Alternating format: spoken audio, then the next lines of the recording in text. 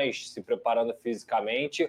A grande notícia é que o Adson vai estar à disposição para o primeiro jogo do Campeonato Brasileiro. E o Estrela também pode ter uma oportunidade de ser relacionado. Então deve ter aí alguns minutos já no jogo treino que o Vasco vai realizar antes da partida contra o Santos lá em São Januário no próximo domingo, dia 30, né? Domingo, dia 30. Mas eu acho que em relação ao Felipe Coutinho é trabalhar ele direito. Eu já dei minha opinião aqui. Para mim, o Felipe Coutinho tem que ter controle de carga. Para mim, o Felipe Coutinho tem que ser preservado em vários jogos que são mais difíceis. Não adianta querer forçar ele num jogo para jogar 80, 90 minutos se ele no próximo jogo não vai conseguir jogar. Sim. Então eu prefiro muito mais o Felipe Coutinho. Que o Felipe Coutinho jogue só em São Januário. Que jogue só em São Januário, mas que jogue sendo o Felipe Coutinho. E não um jogador meia-bomba que, infelizmente, ele não está conseguindo colocar o talento todo dele que ele tem dentro de campo. Então, na minha visão, o Felipe Coutinho tem que ser muito bem trabalhado. O Vasco hoje tem opções. Paê eu não considero uma opção, porque para mim ele vai sair agora já, isso é informação. Dificilmente o Vasco vai renovar com o Paê no dia 5 de maio, quando acaba o contrato dele, mas o Garré é uma opção para jogar de camisa 10 e o Estrela também pode jogar nessa posição, é o jogador da posição. Então você tem dois jogadores aí para poder fazer essa gestão de minutagem com o Coutinho e você dá oportunidade também para o argentino e para o garoto se desenvolverem. Então, na minha humilde visão, Coutinho estando 100% ou não, tem que ter muito cuidado com ele. Tem que colocar na boa, né? O Vasco provavelmente vai fazer agora aí para o restante da temporada, o tanto que tem do Coutinho, o que se chama de macrociclo, pensar de todo o calendário e começar a preservar ou não, a cuidar ou não, pensar na minutagem, para ele estar sempre... quando não vai estar sempre à disposição, é como o Thiago Silva, não vai estar. Mas quando estiver, que esteja 100% e não tome mais sustos, né? Vamos lá, e hoje, gente, 9h45 da noite... Hora de falar sobre o novo contrato de Rayan com o Vasco.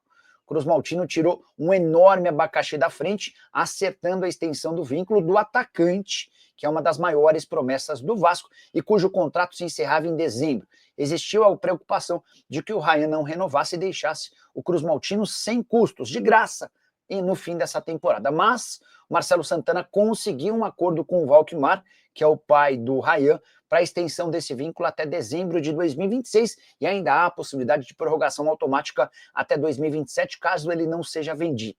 Vasco e Rayan concordaram de que o objetivo é de que ele jogue com mais frequência, seja uma peça importante para acabar sendo negociado com um clube grande da Europa. Já existiram sondagens de times de Portugal e da Inglaterra sem uma oferta à altura daquilo que se imagina para o atleta. Renovação de contrato que passa a ter uma multa de 40 milhões de euros ou 246 milhões. Não é esse o valor que o Vasco quer, é apenas uma segurança para que o atleta não saia de graça.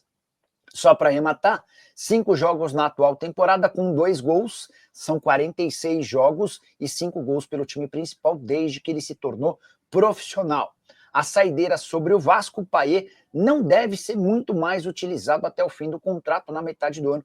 O Vasco já prepara a saída do meio atacante francês, que foi muito importante em 2023, mas que fez uma temporada bastante abaixo em 2024. Portanto, galera, você vai conseguir acompanhar agora as notícias do Vasco, né? Que eu vou estar atualizando todos vocês e já iniciar pelo Paê, né? O Paê teve a situação que foi vazada pelo Léo Dias, né? O Léo Dias vazou e acabou que gerou um clima não tão legal para o Paê, né? Sobre a situação de um relacionamento por fora do que ele tem com a sua esposa. E aí acabou que gerou muita polêmica, né? Uma coisa que eu não gosto muito de estar falando, porque é uma situação da vida pessoal do atleta, então o Paê tem que resolver isso, não é uma coisa que cabe a nós, né? Analisar, a gente como jornalista, os torcedores também, para analisar sobre isso, né? Mas o que tem que ser realmente cobrado é que, independentemente do que o Paê faz fora de campo, mas em campo ele não está conseguindo representar o que se espera dele, até porque o salário dele é muito alto, é avaliado ali em R$1.500.000, né? 1,5 milhão, então é um valor muito alto para alguém que fica no banco de reservas e ainda por cima não consegue desempenhar o seu melhor futebol. A matéria aqui da Itatiaia fala o seguinte, ó: Vasco não tem interesse em renovar com o Paê e o meio atacante francês deve deixar o clube no meio do ano. No momento, a diretoria está irredutível em relação à saída do camisa 10. além de não estar rendendo em campo, Payet tem um dos maiores salários, como eu falei com vocês, 1,5 milhão. A saída é considerada inevitável. Uma reviravolta só aconteceria caso o francês... preste atenção nisso, uma reviravolta só aconteceria caso o francês aproveite os poucos jogos que lhe restam ou reduza o seu salário de maneira drástica. Cara, vamos lá. Vamos analisar com calma para vocês entenderem. O Vasco fez algumas vezes renovações por conta de lampejo.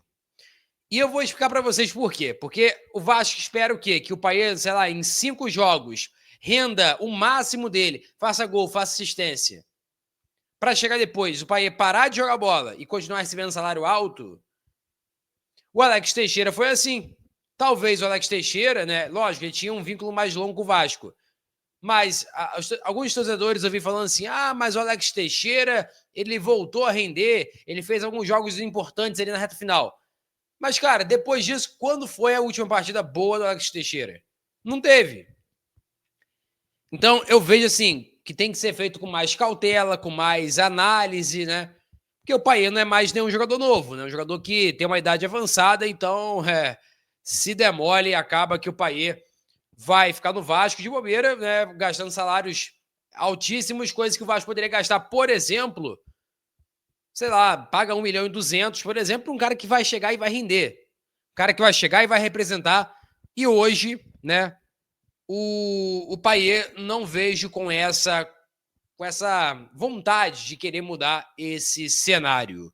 Agora, uma entrevista muito importante do GE com o Fábio Carilli. A matéria do GE diz assim, Carilli não vê necessidade de mais reforços no Vasco.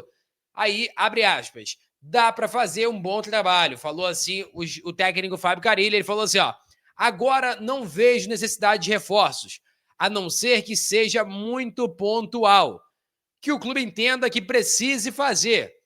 Nesse início, até a janela do meio do ano, acredito que não chegue mais ninguém.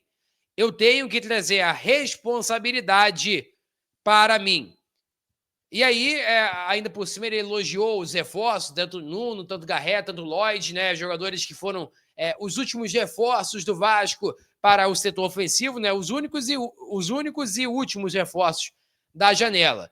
E ele falou assim, não é que não pedi reforços. As perguntas eram sobre eu cobrar algo. E eu não podia cobrar algo que eu via a diretoria indo buscar. Trabalhando tanto, inclusive. São 4 ou 5 cabeças nas negociações. Os 2 clubes, empresários, família. Eu os via correndo e buscando reforços. Chegaram Nuno, Garré, Lloyd. São jogadores de qualidade que estão no processo de adaptação, principalmente de temperatura. Nós sabíamos da necessidade, eu não precisava cobrar porque via quanto eles trabalhavam para isso. E aí, você vê claramente, né, as palavras do Carilli, deixa bem claro que a diretoria está alinhada com ele, né? Ele defendeu ali a diretoria. Assim, eu acho que o Vasco precisava sim de reforços. Porque não dá para se confiar, por exemplo, no Maurício Lemos, né, jogador que vive estando machucado. E aí, cara, quando volta, não consegue pegar a vaga do Lucas Freitas. Então, acho que um zagueiro ali seria importante. Talvez ali um meio de campo, no caso, para repor a saída do Payet, caso ele vá embora.